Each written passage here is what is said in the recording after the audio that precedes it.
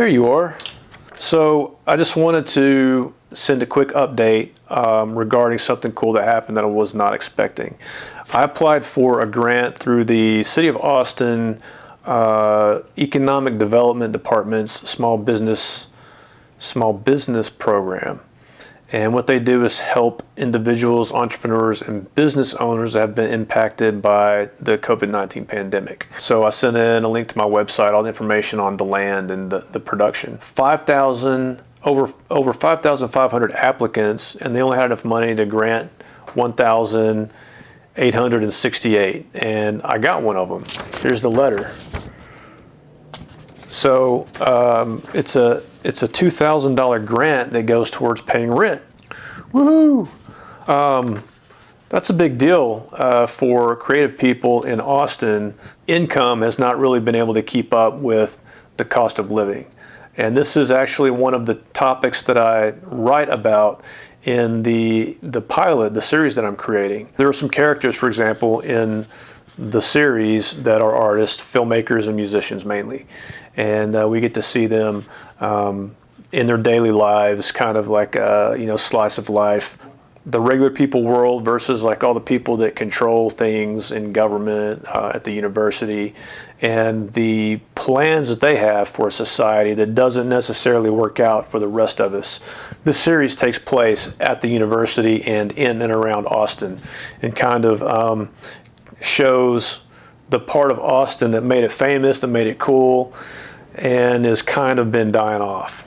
So that topic of livability for artists, musicians and filmmakers and other types of artists is something that's very personal to me, and this $2,000 check that's going to go towards rent is very much appreciated.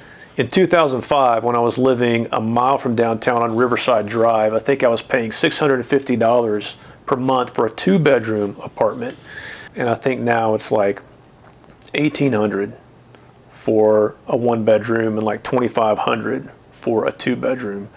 So what do artists do? Well, you move outside of the core, which is not good for artists. You need to be in the middle of everything, in the middle of the culture and neighborhoods that are walkable.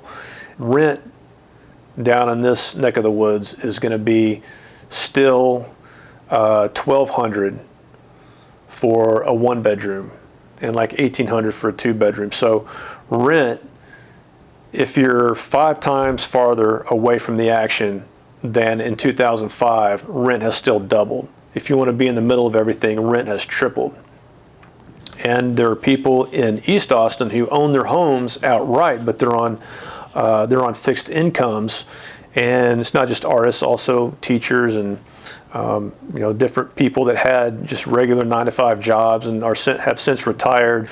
The property taxes have skyrocketed from, let's say, someone that had a $2,000 tax bill in 2005 is probably up to $10,000 by now, and people are losing their homes as a result of that. This kind of subsidy should be offered a couple of times a year, maybe once per quarter, for professional artists who are actually out there spending money and spending a ton of time trying to create art. I know they do this in Europe. It's not a popular thing in America, but the fact that the City of Austin has at least made a small step forward towards helping artists, and this is it's mainly because I'm a creative worker. This was a creative worker grant, so I'm wondering if maybe this is something that could become more of a mainstream, occurrence that cities could fund, because this is where the novels and the songs and the movies come from. People who are struggling to pay rent so that they can find a way to voice their opinion, which is basically what stories are. The UCLA TV writing class that I just completed gave us access to studio executives and agents, and what they're all looking for when they read blogs or they read novels or they talk to an agent to see if any of their clients have any new scripts to read. What they're looking for is a voice, and the people who have that voice are struggling to live. So I think this would be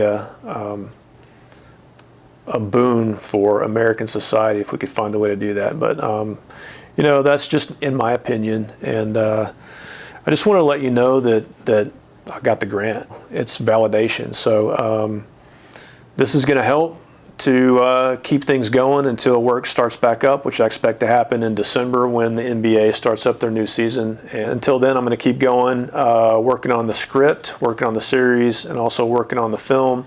Hopefully we'll have some footage soon, and I hope everybody's doing well, given the circumstances. That's it for now, so hope everybody has a great week, and see you next time.